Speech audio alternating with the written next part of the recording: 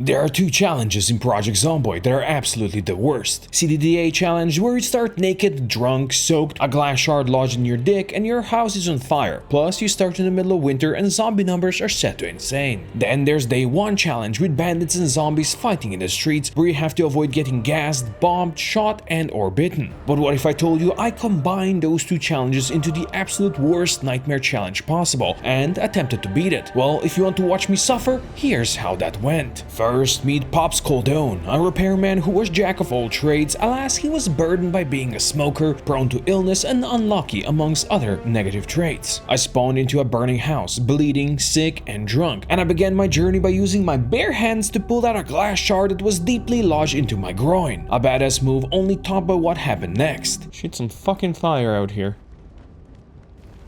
And I am now also on fire. Alright. I ripped up a sheet to bandage myself while the house burned around me. Then it was time to run. I need to get out of here. Is that a sprinter zombie?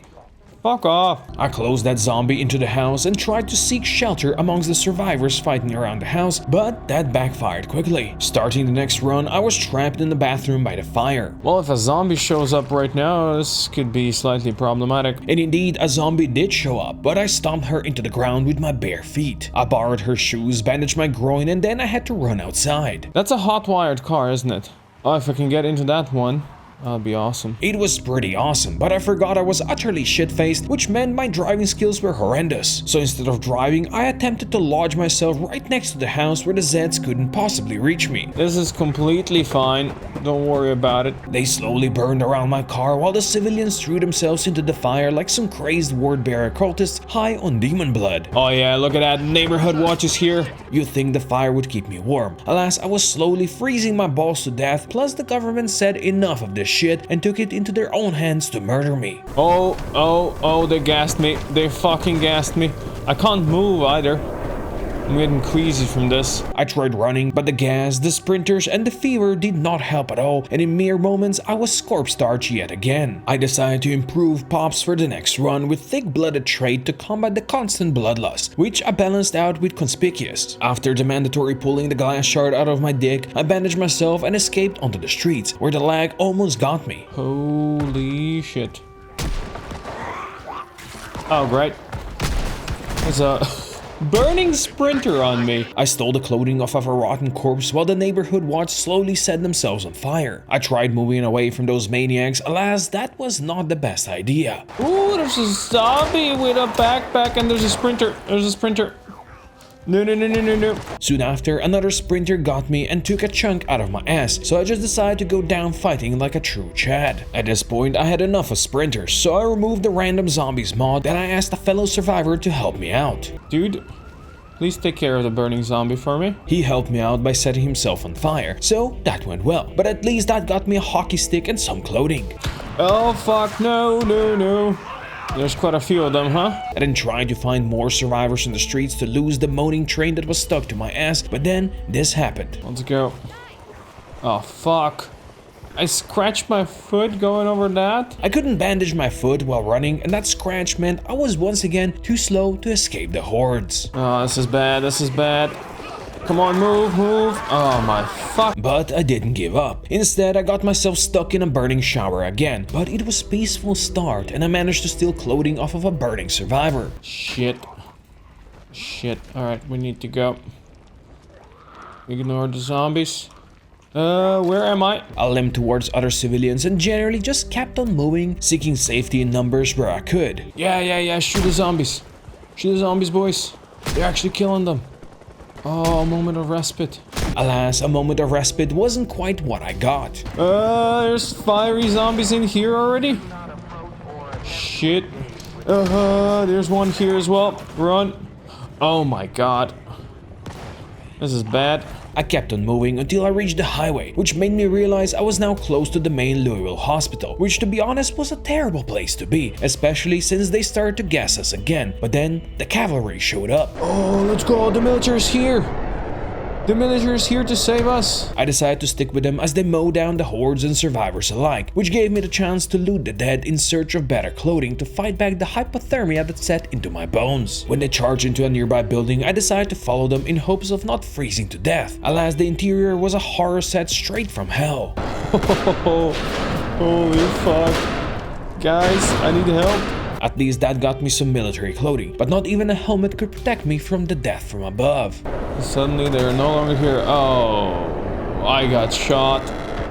I just got shot. I improved Pops with Unwavering trait next, which I had to balance with Slow Healer. Then I jumped back in, this time spawning on the first floor of the apartment complex, which kept me safe from zombies and fire long enough to get some proper clothing. Alas, it did not last. Oh shit, the fire's here. I checked the hallways, which turned out to be a bad idea, so instead I used the burned down walls to explore the neighboring apartments for food and supplies. Alas, the burning men were right on my ass, and I had to creatively dodge them and escape downstairs and onto the streets where this happened. Oh no. Oh, we're getting gassed. Fuck. The military showed up again, which was great, but when trying to find a vehicle to escape, I got really unlucky. Oh, god damn it. I just got shot as I went inside the car. And the car does not have a key.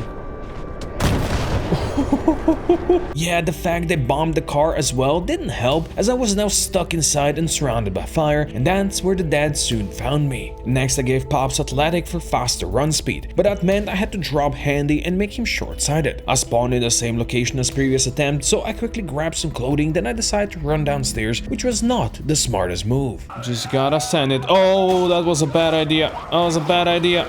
That was a terrible idea. At this point I realized I'm not surviving this challenge unless I can escape Louisville, and for that I needed a vehicle. So I switched from a repairman to a burglar to be able to hotwire cars, although it sounded like I might not even need that skill. That sounds like a police car outside, which means that there might be a car I can just grab. I escaped the building looking for that loud car, and I instantly got bitten like the moron I was, and then I realized the car was not even worth it. It was a fake.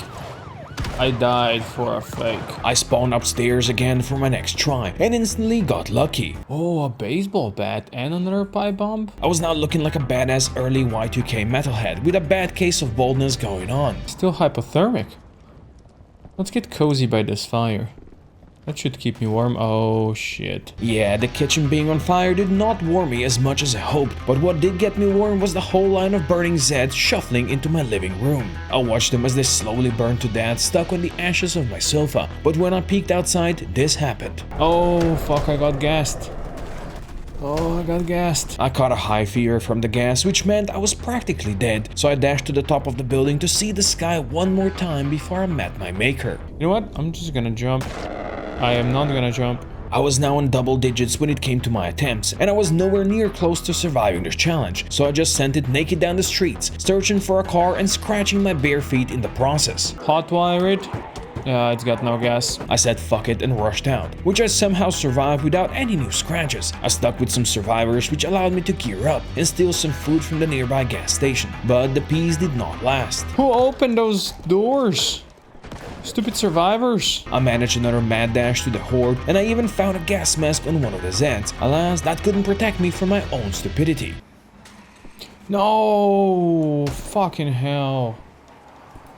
Oh my god.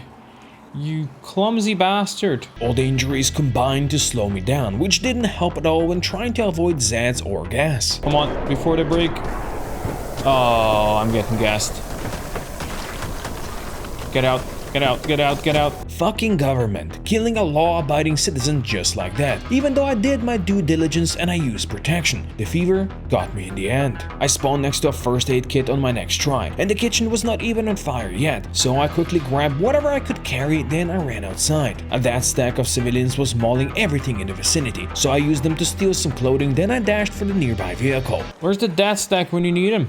Did they all die? My drunk driving made me hit every zombie, civilian and tree on the road, but somehow, miraculously, my car kept on going. Come on, you got this. Push through, just push through. Just push through! I actually made it to the highway, which could have led me out of the city. Alas, the horrors there were absolutely insane. Oh yeah, my car died.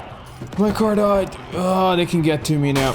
I spawned next to a school on my next attempt and ran for the parking lot to break into vehicles which were protected by a stack of survivors. I hotwired one car, but when trying to jump into another, I did as stupid. Oh, shit!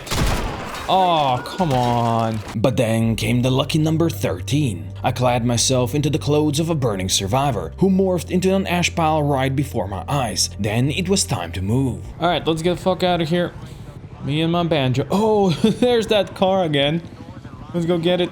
I did get it, but once again, my being drunk didn't help at all, and I had to ditch it after crashing a couple of times. I hid into one of the riverside mansions where I snuck upstairs to be safe from zombies. Oh, you came upstairs, you bastards. You came upstairs.